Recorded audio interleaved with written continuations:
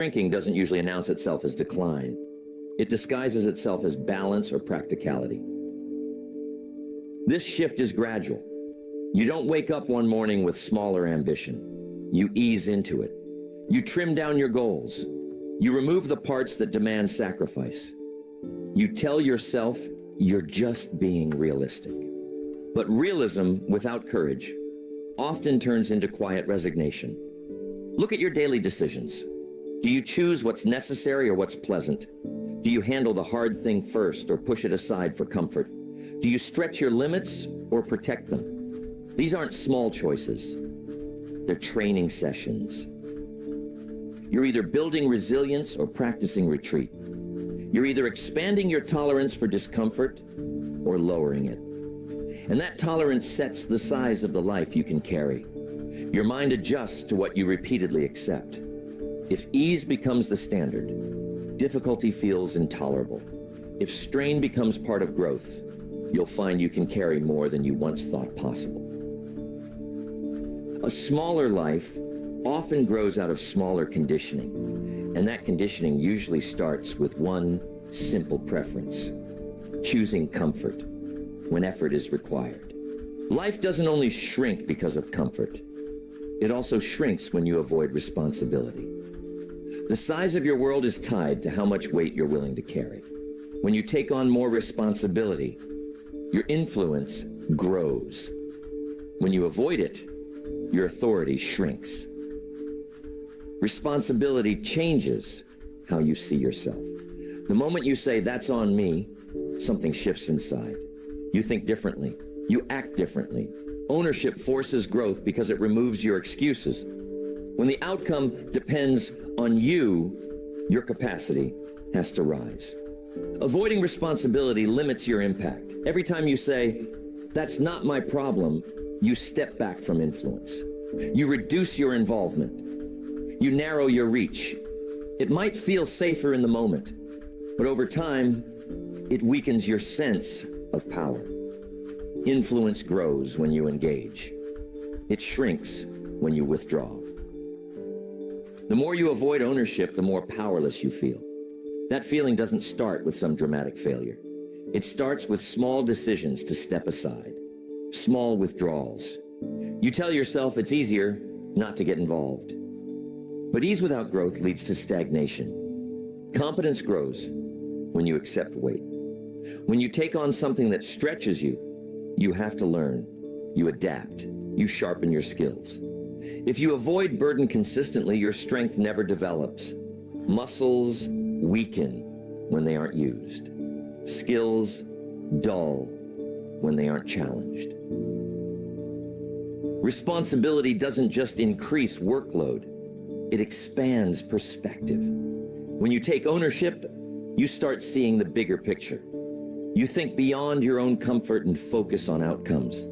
That wider perspective makes your life larger. Leadership starts with self-discipline. Before you can influence others, you have to manage yourself. If you can't keep your own word, if you can't hold your own standards without someone watching, your credibility is limited. Self-command is the base of authority. Without it, responsibility feels overwhelming. Every time you say, "Someone else will handle it," you practice dependence. Every time you say, "I'll take care of it," you practice strength. Those repetitions shape your identity. They decide whether you see yourself as someone who participates or someone who watches from the sidelines. A smaller life often comes from a smaller circle of responsibility. If your concern stops at your own comfort, your impact stays small. But when you extend your concern outward, your influence grows. Responsibility expands your footprint. Avoiding ownership also weakens confidence. Confidence isn't built through comfort. It's built through finishing hard things, through solving problems, through carrying weight and realizing you can. If you keep refusing responsibility, you rob yourself of that proof. Real confidence comes from action. When you take responsibility for results, You gather evidence that you can create change.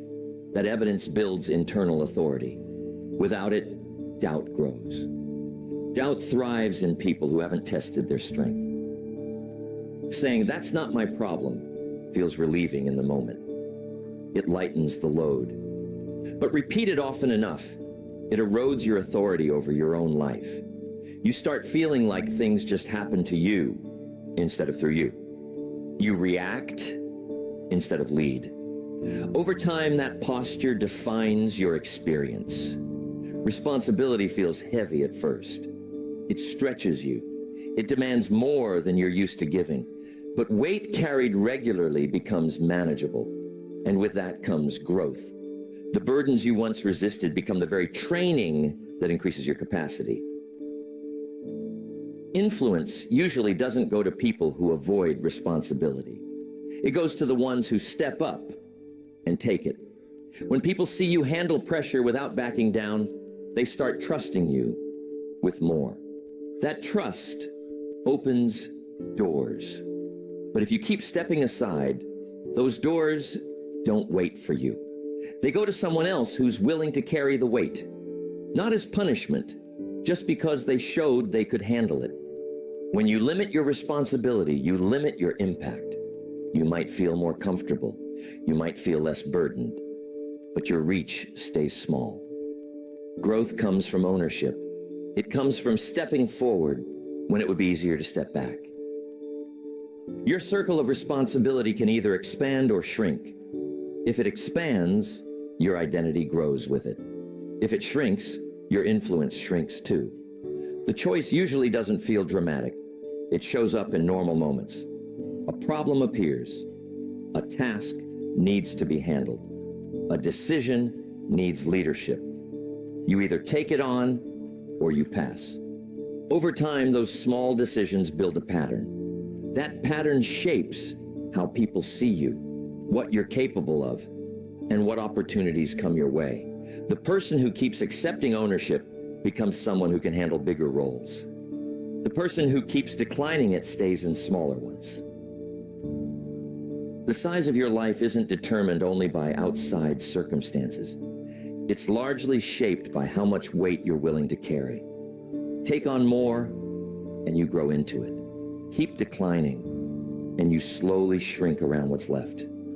Responsibility isn't just an obligation. It's expansion. It's the gateway to influence, confidence, and authority. If you train yourself to avoid it, you're training for a smaller life. If you train yourself to embrace it, you're preparing for something bigger than comfort could ever give you. Everyone lives within a personal tolerance level. There's a certain level of behavior you'll accept, a level of performance you'll allow, and a level of mediocrity you'll quietly live with. That level isn't fixed by your circumstances. It's set by what you repeatedly allow. It's defined by what you consistently tolerate. Your life expands or shrinks based on what you're willing to put up with. If you tolerate disorganization, mess becomes normal. If you tolerate unfinished commitments, leaving things incomplete starts to feel familiar. If you tolerate inconsistency, instability becomes expected. Tolerance isn't passive, it shapes you. When mediocrity becomes acceptable, excellence starts to feel extreme. If average is good enough, higher performance feels unnecessary. If lowered standards become routine, discipline feels excessive. Over time, what's extraordinary can seem unreasonable simply because it stands out from what you've gotten used to. Standards don't usually collapse all at once. They drift. One small lapse turns into another. One exception becomes a pattern. You negotiate with yourself and tell yourself it's not a big deal. But repetition turns exceptions into the new normal. The first compromise usually needs justification. The second needs less. The third feels natural. Resistance fades each time. Eventually, what once required an explanation doesn't require one at all. Your threshold has shifted. Every time you debate holding your standard and then give in, you weaken your future decisions. The voice of discipline gets quieter. The voice of convenience gets louder. Decisions become softer, less firm, more flexible in ways that don't help you. Growth requires raising what you consider acceptable. If your baseline is low, growth feels dramatic and unsustainable. If your baseline is high, growth feels like a natural step. The difference isn't talent, it's tolerance. It's what you refuse to live beneath. Many people think they're limited by opportunity. Often they're limited by what they're willing to endure. They tolerate scattered thinking. They tolerate delay. They tolerate excuses. Each tolerated weakness narrows what's possible. When you allow small lapses over and over, you lower your future ceiling. Your ceiling isn't set only by your dreams.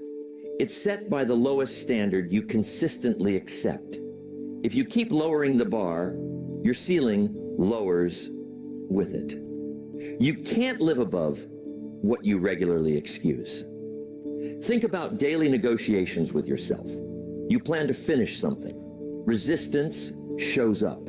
You bargain. You scale the requirement down. In that moment, you feel relief. But relief that costs you your standards isn't free. It trains you to expect flexibility where firmness is needed. Clear standards make decisions easier. When the rule is firm and consistently upheld, there's no debate. You just act. But when standards are flexible, every action becomes a discussion. That constant debate drains energy and weakens resolve. Your tolerance level shapes your identity. If you see yourself as someone who allows exceptions, you'll behave that way. If you see yourself as someone who protects standards, your posture changes. Identity follows repetition. Repetition follows tolerance. Excellence doesn't just happen. It's guarded. It requires attention. Without protection, standards slide toward comfort, and comfort, left unchecked, resets expectations. Lower expectations eventually define outcomes. Your baseline can rise or fall. It rises when you refuse to tolerate what weakens you. It falls when you repeatedly accept what diminishes you. The shift is subtle. It shows up in daily decisions, small allowances, quiet compromises. When you defend a standard once, you strengthen it. When you defend it repeatedly, you lock it in. That consistency becomes character. Character becomes capacity. Capacity determines how high you can operate without strain. If mediocrity feels normal, excellence will feel harsh. If excellence feels normal, mediocrity will feel unacceptable. The direction depends on what you repeatedly allow. Raising your baseline isn't dramatic, it's deliberate. It means noticing small negotiations and choosing to end them. It means being firm where you used to bend. It means being clear where you used to rationalize. Your future ceiling is shaped by what you tolerate today. If you want a larger life, you have to tolerate less weakness, less inconsistency, less delay, less lowered effort. As you become less tolerant of weakness, you become more capable of strength. Life won't rise above what you consistently permit. It settles at the height of your standards. If you defend them, they lift you. If you relax them, they lower you. The threshold is yours to set. But once you repeat it long enough, it becomes the boundary of your life. If you've been training for a smaller life without realizing it, you can start training for a larger one on purpose. Conditioning works both ways. The same repetition that shrinks you can strengthen you. Training is always happening. The direction is your choice. Facing difficulty builds capacity.